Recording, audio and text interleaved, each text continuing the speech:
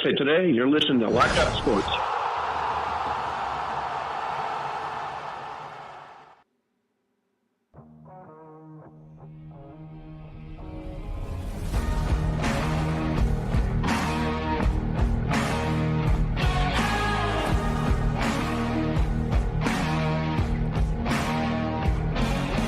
Well, the Mets take their 7-game win streak down south in California to San Diego tonight for the first of 3 against the San Diego Padres. The Mets come into today their 107th game of the season, 62-44, 18 games over 500, winners of 7 in a row, and a game and a half ahead of the Phillies in the NL East. The Padres coming off a 5-5 road trip, a good win on Sunday against the Cardinals.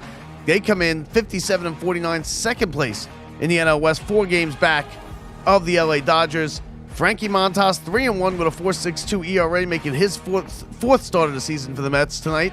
And he'll go up against right-handed Dylan Cease, 3-10 with a 4.59 ERA for the Padres. And the Mets come in today as one of the hottest teams in baseball, if not the hottest, winners of 7 in a row. They are coming off a sweep of the Giants where they really shut the Giants down. The Giants didn't do themselves any favor by getting going hitless with runners in scoring position, but the Mets got big plays in the field from Pete Alonso, first and foremost. They got clutch hitting from Soto, from Lindor, but the real story of this 7-game win streak for the Mets has been the kids and the way Alvarez is hit early in the win streak, the way Beatty has hit consistently throughout the win streak, even Vientos with a couple of big hits during this win streak. And, of course, Mauricio with a huge game yesterday, 4 hits, a triple short of the cycle, and he had 4 RBIs, and the Mets, en route to the Mets win. Welcome to the show, everybody. I'm Bob Walters. This is Mets Extra, the Mets pregame show on the internet, best Mets pregame show on the internet. We are live inside the Brian Gunzel studio, and the Mets, just a little while from now, where they will play San Diego in the first of 3 as they play 9 straight games. They're in the midst of 9 straight games against the NL West, right? They don't have to face the Dodgers, though, which is always good when you're playing the NL West. They got Giants for 3, now the Padres for 3, and then back home to Citi Field for 3 against the Giants again. And the Mets with a game and a half lead over the Phillies, who got beat by the Yankees 1 out of 3. I mean, it would have been nice if the Yankees showed up a little bit better than just on Sunday, but it is what it is. And the Mets are a game and a half up. They could be more, but they started this win streak. They were a half game back, a game back, depending on when they were playing the two teams. And now they've made up that ground, and they've gone ahead a game and a half of the Phillies. So good news there for the Mets. You got Frankie Montas making his 4th start of the season for him. In his last start, he had a good start last start, right? He let's see, where's his here it is. He earned his 3rd straight win in as many starts on July 22nd. That was his last start. He beat the Angels, allowing only 2 runs over 5 2/3 innings. He pitched real well. I was at that game. Montas pitched well. He seems to be, slowly progressing and pitching really well for the Mets now, and that's what the Mets need. Now the trade deadline looms here in just a couple days. We're 3 days away from the MLB trade deadline, and the Mets are one of the hot topics as far as what will they do at the deadline. Will they get rid of some of the future, some of these hot young talents that they got down in the minor leagues, and pitchers, even there's some good bats down there, or will they bring the pitchers up into the major leagues to help out with the bullpen, which they desperately need an arm. I've been telling you for a long time that they desperately need an arm in that bullpen that can help them get to Diaz. Diaz has been lights out. Now, last night and the night before, he got bailed out. Last night, he bailed himself out with 2 big strikeouts with the bases loaded. The night before, he had Alonso bail him out with a great play at first to end the game. But Diaz has been a little shaky lately, but that's okay. He's not the issue. The issue is getting to Diaz. The issue is Brazoban and Brooks Rally and Reed. These types of guys. You need another arm in there. You need ideally you want to get a closer from one of these teams that have fallen out of it, like Bednar from the Pirates. You want to get someone like that. I don't know if they're going to go that far, though, because it's going to be expensive. Because if you could get another closer and stick him in the 8th inning before Diaz, it takes a lot of pressure off Because right now they're just playing merry-go-round with their eighth inning guy. One week it's this guy, the next week it's Reed, then it's Brazoban, and then listen, Stanek I think has kind of cemented in there in those last 2 weeks as the eighth inning guy and the fill-in closer when the Mets need somebody to close the game and Diaz isn't available or whatever. But they need somebody else. If you could get Stanek and push him to the seventh and plug a closer into the eighth that you get off of the trade deadline, or what I would like to see is get somebody and if you can't get somebody on the cheap or at a good deal, bring up Sproat and plug Sproat into the eighth inning, or plug Sproat into the seventh inning, leave Stanek in the eighth, and use that as your bridge to Diaz. And I think it could work. I mean, we really don't know. We don't know how Sproat would be in the major leagues. We don't know how Sproat would be as a reliever. He's not a reliever. He's a starter. So there's a lot of, ifs in there.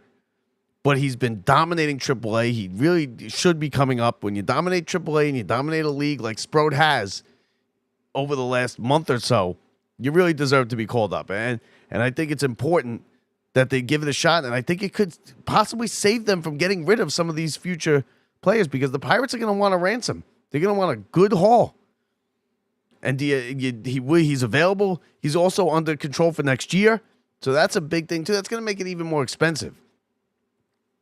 Now, the kids, like I said, the kids hitting is very good for the Mets. One, because if they do have to spend and get rid of a major league talent, a young major league talent, somebody like Mauricio and that game that he had yesterday, the 4 hits, and it shows that he can do it, and he can do it in the major leagues, and he is somebody that teams will now want, and you could use that to make a trade. You could trade Mauricio. I know nobody... Obviously, you don't want to trade Mauricio after yesterday's, 4 hits, and he looked like he's going to be an all-world player. But that's when you want to trade them. As much as it bothers people, and I'm sick of hearing, this guy for this guy. I don't like doing all that. I'm not going to do all that. But when Mauricio has a game like he did yesterday, that ups his trade value, and that helps the Mets down the line because they will have to give up less to get a player that they really want. That's just the way it is.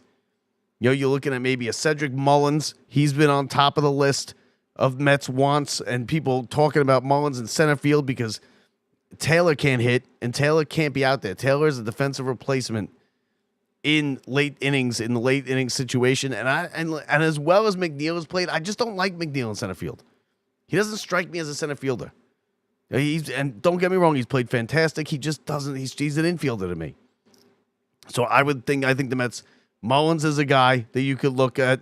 You could also look at, and Mullins is going to be is a rental from Baltimore. Baltimore's, had a terrible year. Mullins would be a rental. You could probably get him pretty cheap. I wouldn't be surprised if he comes in here.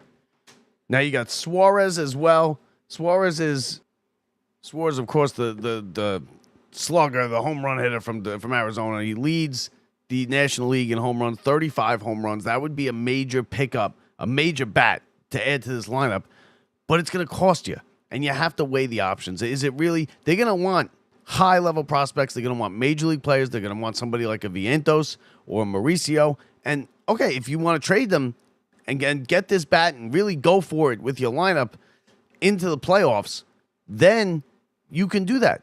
But don't come crying next year or in 2 years when Arizona is putting Vientos starting at third base in the All-Star game, or if Mauricio is tearing it up and he's killing you at Citi Field or something like that. Don't cry about it, because you got your bat, and whether or not they win or they don't win, that you better win, because you're going to give up some type of good player and good prospects to get a rental for 2 months, and it's not really the Stern style, as I like to call it. That's not what he likes to do. So I don't think Suarez is going to come here. I do think Mullins, we have a good chance of getting Mullins from Baltimore. And I think Bednar I would like to get Bednar. I think that I'd be willing, and it's going to be a high price because a lot of people want bullpen help. But if you could get a closer and stick him in there in the seventh inning or the eighth inning with Stanek and then to Diaz, I think that could be huge. And the Mets have to do it because the Mets are a mess. They're highly suspect in the bullpen, and everybody knows it. I mean, you don't have to be even watching these games every night to know it. You just watch spot games. here and there, you watch a couple Mets games, you're going to catch a couple where the bullpen just blew it because they're not very good. I don't think they need a starter.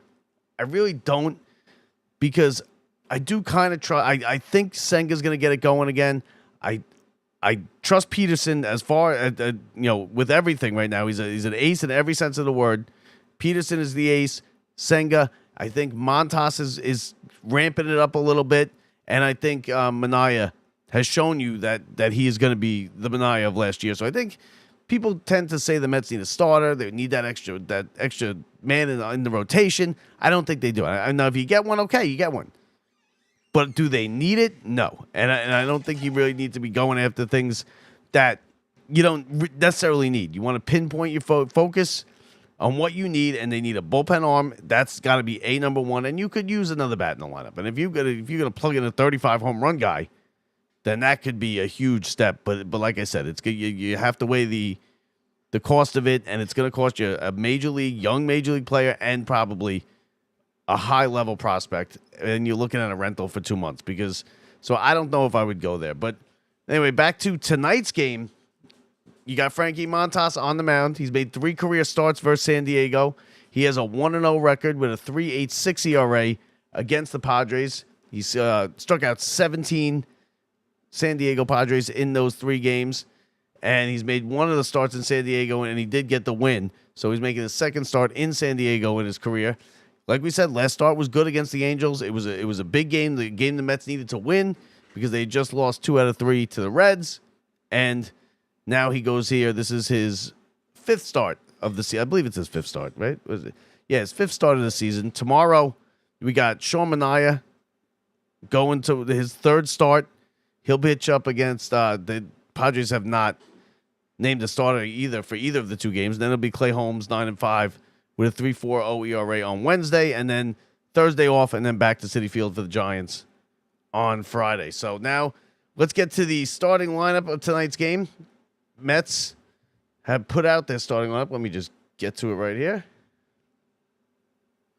So here it is. I got it now. The starting lineup for the Mets tonight: Nimmo leading off, Lindor hitting second. Lindor still not back in the leadoff position, but listen, it's working. Nimmo's been hitting excellent, and he's kind of quietly having a really good season after a rough start to the season. And like I said, the 7-game streak, credit the kids.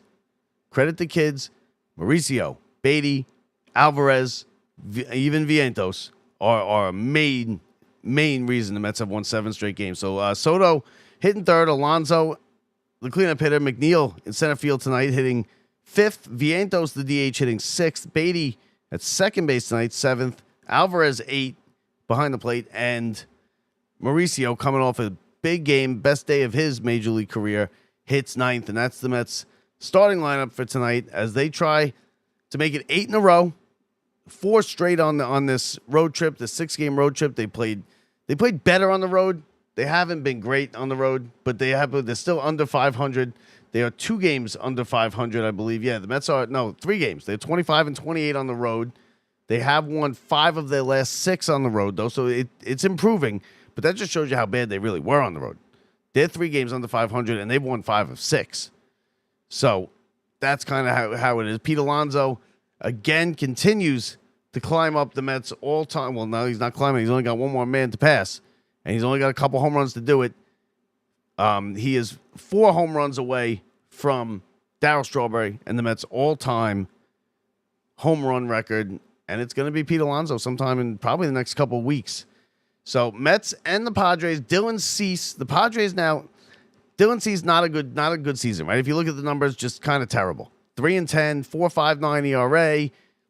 That sounds like a disaster. Now there are rumors that there was a report that the Padres did go to the Red Sox to shop Cease, ask them, what are you willing to give us? The Red Sox need pitching. But the Padres did play decent on this road trip coming out of the break. It was a 10-game road trip. It was really, do or die on this road trip for the Padres. They ended up getting 500. They won a lopsided game on Sunday against the Cardinals, 9-2. And they kind of kept themselves alive. I know they're only 4 games out of the division, and they are currently in the last wild card spot. But that's kind of where the line is. because everybody's within a couple games of the wild card spot, and there's still a couple games in the division behind. And listen, they went 5-5 on the road trip. They still got Tatis and Machado, who are two big time bats in that lineup. Machado had a big game on Sunday, 4 for 5 with 3 RBIs. He's hitting 326 in July, so he's kind of ramping it up and becoming that real dangerous bat that we all know he can be. And Dylan Cease going tonight. This might be his last start as a San Diego Padre. So you got a lot of that coming up here in the next couple of days. Is this the last time your fans will see this guy or that guy? Will you be dealt? You might see like a player dealt in the middle of the game. So maybe something like the Wilmer Flores. You get stuff like that during this week. But either way, the bottom line is the Mets have won 7 straight. They're 18 games over 500. They're a game and a half ahead of the Philadelphia Phillies in first place in the NL East, and everybody else is way back.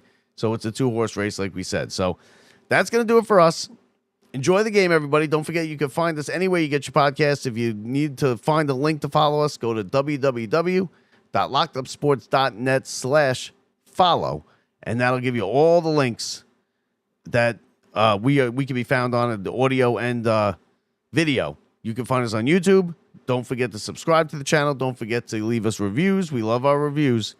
And you could always find us anything you need to know about Locked Up Sports at lockedupsports.net, lockedupsports.net. So Frankie Montas and Dylan Cease are your pitchers. SNY is where you can watch it. Odyssey Mets Radio 880 AM, 92.3 FM. HD2 is where you can listen to it. And right here is where you can get the post game after the game. So Mets and Padres, enjoy the game, everybody. Thanks for joining. Thanks for commenting, everything. I'm Bob Walters from the Brian Gunzel Studios. See ya.